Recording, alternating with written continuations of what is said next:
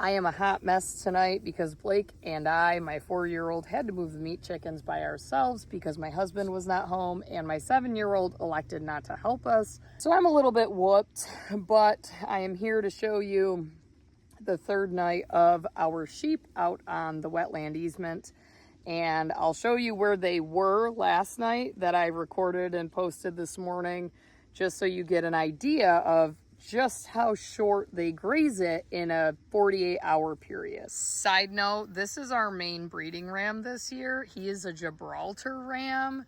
I don't know, I think he's like 4 years old. The first year that I had him, I wasn't ultra impressed with him, but he has really come into his own. He's gained a lot more muscle. I'm a lot happier with him. And last year we used a different breeding ram because I've had this guy since I think 2022, April of 22.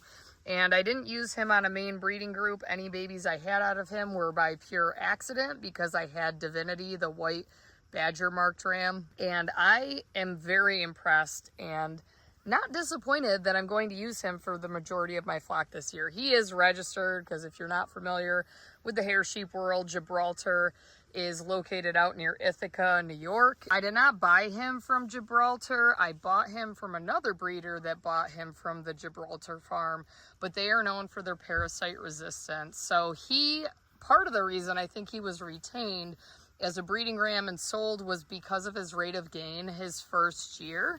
It took him a while to develop into an impressive ram, but I am not disappointed. Especially considering what he looked like when I bought him. The previous owner it was like a tough year with hay. I bought him in April.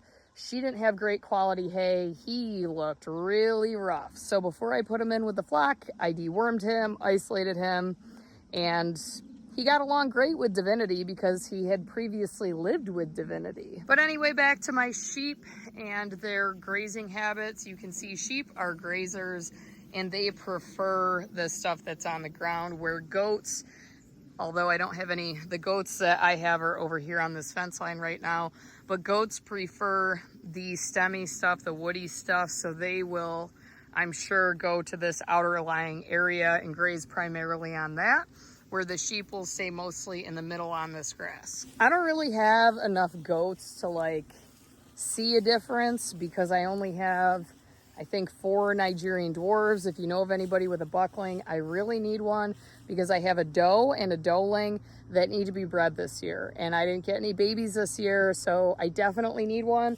But if you're in the Western New York region and know of a buckling that is available, I am definitely interested, as long as he's breeding age as of this fall. So back to where the sheep were. This was the place that they were yesterday when I recorded this video. You can see